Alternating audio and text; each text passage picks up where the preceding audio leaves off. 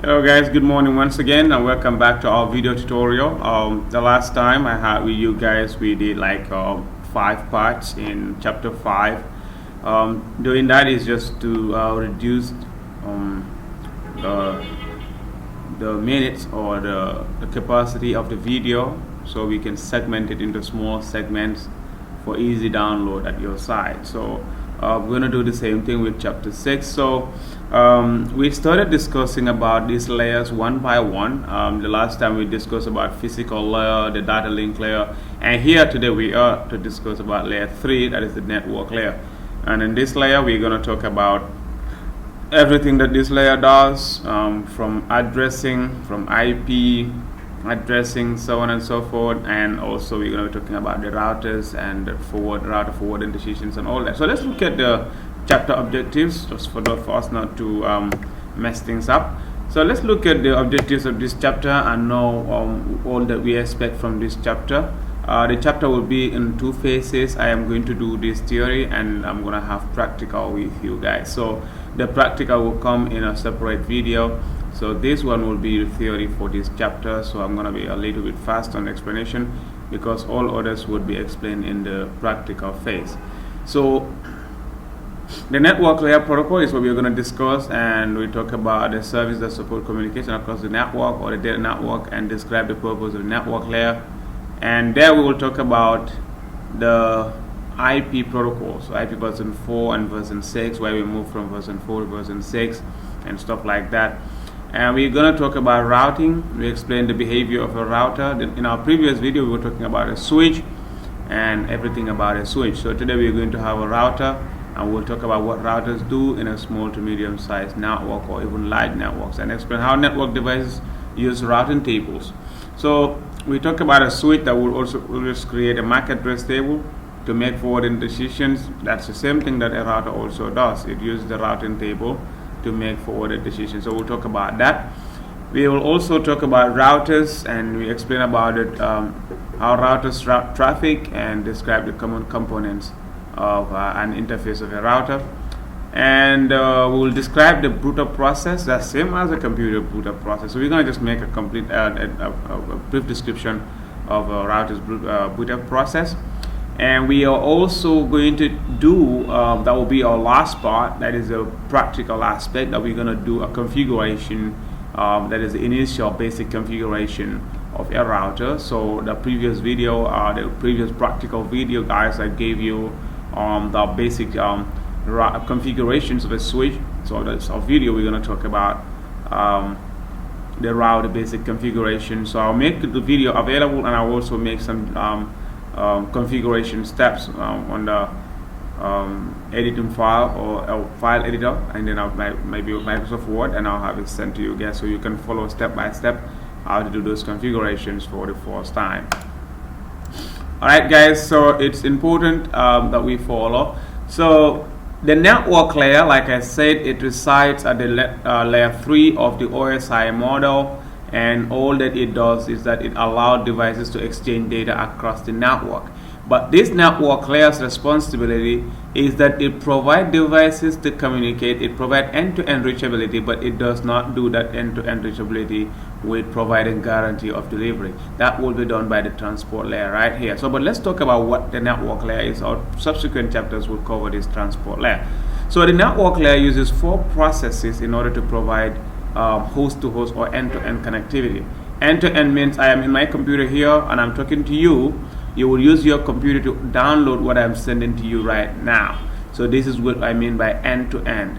So for the network layer to provide end-to-end connectivity, addressing of end devices is a major thing. My device right here, I'm using a network address.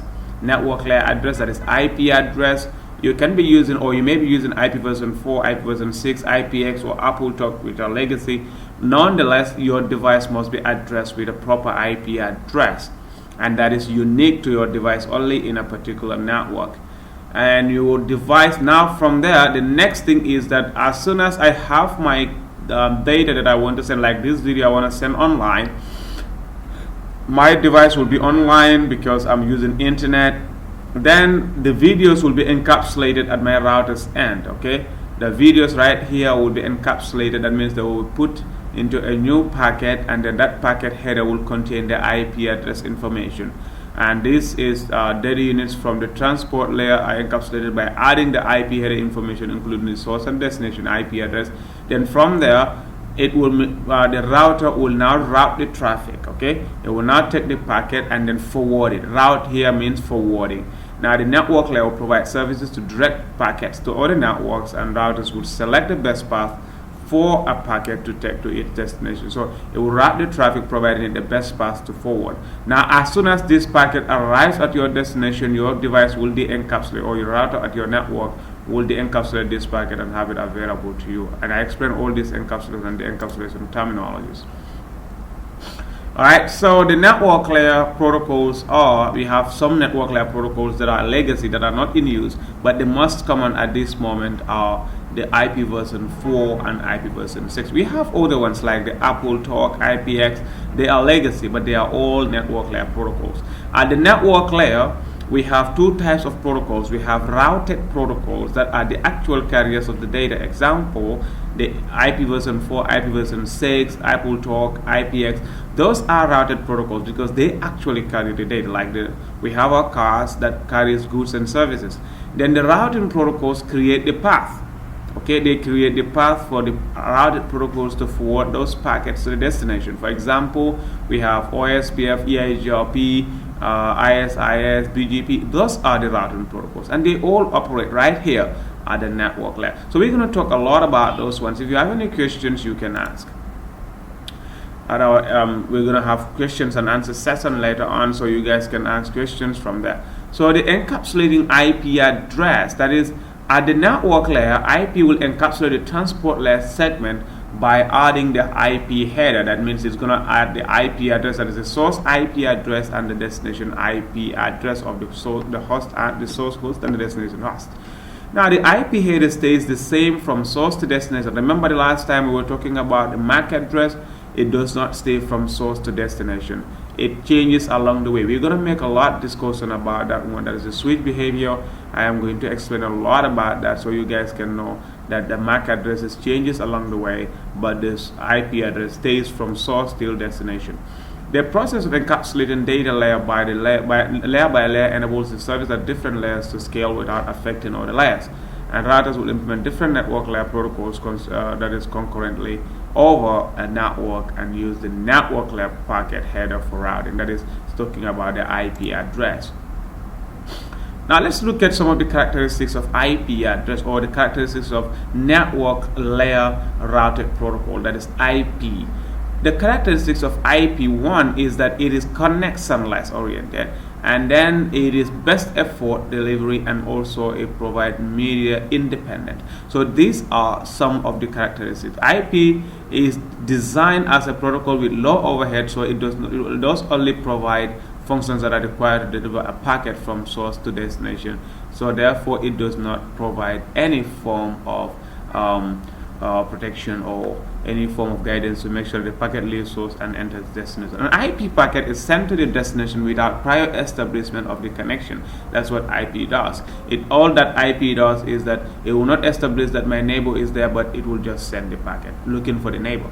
So that's what. But for MAC address, it will have to know whether the MAC address is there or not before the packet is sent or received.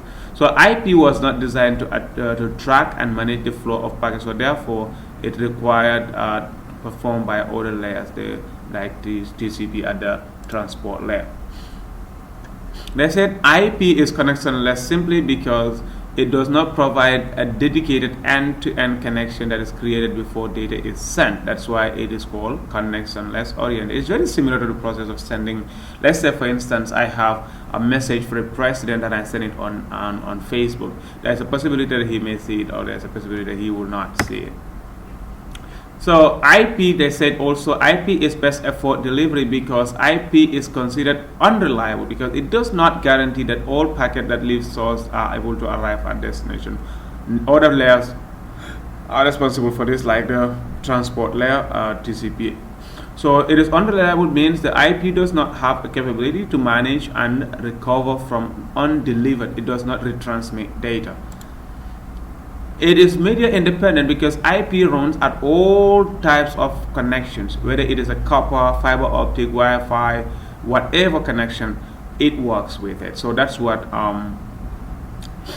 IP does. So the network layer does have a maximum size of the PDU. That is how much of the data can be transferred at the same time, or how much of the data can be transported at the same time. That is the maximum transmission unit. That is always measured. So an IP version 4 packet has this header. This is what is included in the header. Header means if a packet arrives, what do I need to look to before I can release it to go? That is the header. Now that is what is included in the IP version 4 header. This is different than how IP version 6 header looks like. It's IP version 6 address header looks a little smaller than this size. So these are the things that are involved, like the version, that is whether it's an IP version 4 or IP version 6 packet that comes in, and the differentiate service, that is the diff sub, or you can call it the DS, is used to determine the priority of each packet on the network. And we have the time to leave value. This time to leave value is that it needs to know how long can I wait before I can receive a reply. If there is no reply, what should I do? So now, for instance, I send a ping to your network right now, or I have a ping that I will send from my device right now to a device in the same network right here. So my packet will leave from my network right now on my LAN or from my VLAN. It will go to my router, then to the recipient on the same company but on a different network. So in that case, when I send a ping, if it is 255 reply that I should receive, if I am within the same network or within the same LAN, I will receive all 255. But if the device is on a remote network, each router along the way will have to drop one packet. It will decrease one at each router along the way. You will understand this later when I have some configurations. I will explain this. A protocol that is used to identify the next level protocol and the IP version 4, version 6, or IP version 6 source and destination IP address. Very good. Oh, sorry about that. I am a little bit tired. Maybe I ate a lot this morning. So IP version 4 is an IP address that is used previously, but now it is fading. Why? Because it has some limitations. The limitations of IP version 4 is that it depletes. That means it is outdated. Not outdated, but it is finished. I mean, it's exhausted. That's what they mean here as deplete. Okay, deplete means, let's say for instance, I have my fuel. Let's look at this fuel tank right now. That's just IP version 4, and it's just telling you that you are running at reserve. So the entire world right now is running at reserve IP version 4, and some continents have already exhausted it, and they are using the same IP addresses over and over, which is giving them a tough time. So IP version 4, look at this gauge of your fuel tank, and then you see that when it's here, we have enough IP. So IP version 6 remains here. IP version 6 remains at